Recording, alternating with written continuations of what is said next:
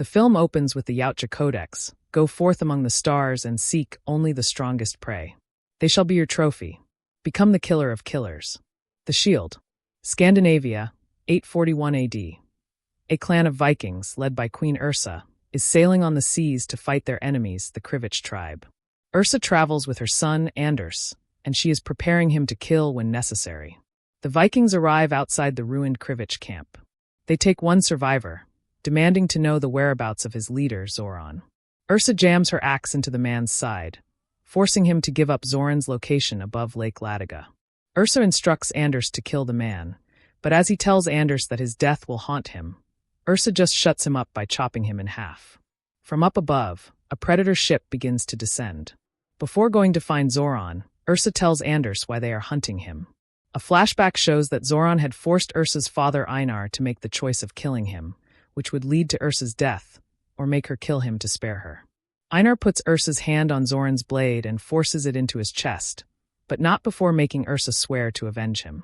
The next day, the Vikings arrive at Zoran's camp. Ursa proceeds to brutally slaughter his soldiers alongside her warriors, until not one man is left in one piece. They make it inside Zoran's home, where he does not recognize Ursa until she mentions her father's name. Zoran proceeds to hurl insults at her until Anders decapitates the warlord. Moments later, the hulking, brutish predator makes its appearance. It starts to kill the Vikings with a single punch, though it also pushes one of their heads into their own weapon.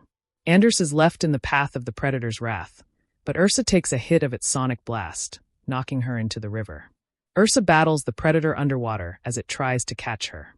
She eventually outsmarts it by putting her shield between herself and the sonic blast, which sends her back out of the water and pushes the predator down, where its head is impaled by an anchor.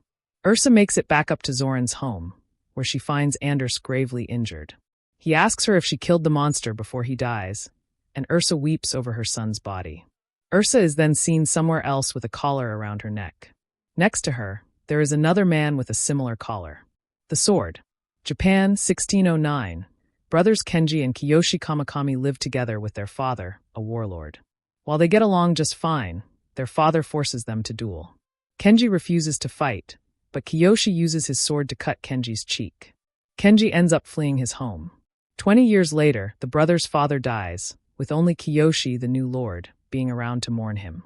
Meanwhile, Kenji has taken up life as a shinobi. He learns of his father's death and goes to find his brother. Nearby, another predator is lurking. Kenji infiltrates the castle, incapacitating the guards until he gets close enough to Kiyoshi. The brothers confront each other, and another duel occurs.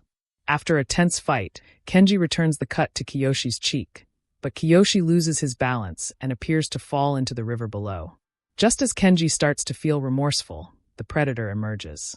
3 of Kiyoshi's guards meet grisly deaths, while Kenji manages to escape. The predator goes into stealth mode across the rooftops, but Kenji stabs it in the foot before making his way to the ground. Kenji finds Kiyoshi alive but pissed off. He tries to fight his brother again until they team up to take on the predator.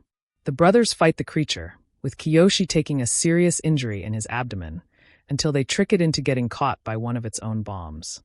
The predator's camouflage turns on again, and the brothers wait for the right time to strike. They see a leaf fall on the invisible predator, and together, they run and slice the monster into 3 pieces. The brothers sit by the water together as Kiyoshi begins to succumb to his wounds. Kenji reassures his brother that he is not alone before Kiyoshi passes on. Kenji is then seen in the same cell as Ursa, alongside a third person wearing dog tags. The Bullet. Florida, 1941. John Torres is with his father when their car breaks down. Torres's dad tells him he flooded the engine, and while he knows his son has dreams to fly, he hands him a draft notice. Torres reports to Captain Vandy and is set to be a Wildcat fighter pilot. A mysterious object hits one of their planes, so Vandy leads a squadron to go investigate, while Torres is left on the carrier to observe the item that pierced the plane. It is Predator machinery, and Torres realizes the other pilots are about to enter something dangerous. Torres takes control of his own plane and heads to the skies. Sure enough, this new Predator is commandeering its own ship and begins to open fire on the pilots, blowing them up or slicing them in midair. Torres's plane gets hit, forcing him to get out and remove the flaming explosive back towards the Predator's ship. Vandy tries to buy Torres some time, causing him to get beheaded by the Predator's weaponry. Torres tricks the Predator into chasing him into enemy territory. The ships fire their cannons and artillery at the two aircrafts, causing the Predator's ship to get knocked into the water. It rises up again not long after, but Torres has another plan. He lets the Predator harpoon his plane and tricks it into pulling out its engine, which swings back up and slams down onto the Predator ship, blowing it up. Torres hits the water and shoots a flare to be rescued. Sometime after World War II ends, Torres is working in his family's garage when a Predator ship arrives and takes him in. Epilogue. Torres is brought into the same cell as Ursa and Kenji. They are unable to communicate due to the differences in their languages, but they each have similar collars around their necks. The three are brought out into an arena on the Predator planet, where the Warlord Predator has them set to fight each other to the death since each of them has killed a Predator. Only one will be left standing, and the survivor must face the Warlord Predator. The three are given weapons from their own times.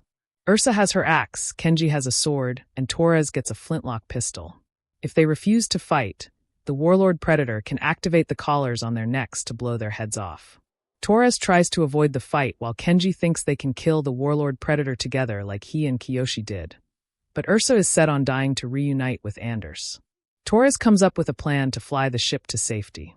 The Predators unleash a gigantic beast upon the three, which swallows Torres, but he is able to wound and kill it from within until a bulldozer pushes the monster's corpse underground. Ursa prepares for Kenji to strike his fatal blow, but he refuses to fight.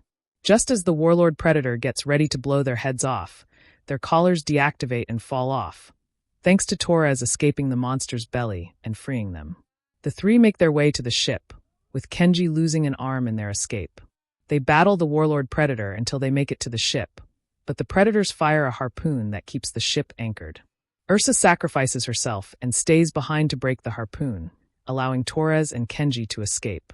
The Warlord Predator then declares, "Let's go hunting," and leads a squadron of ships to go after them. An unconscious Ursa is put into stasis, alongside several other captured humans who have killed Predators.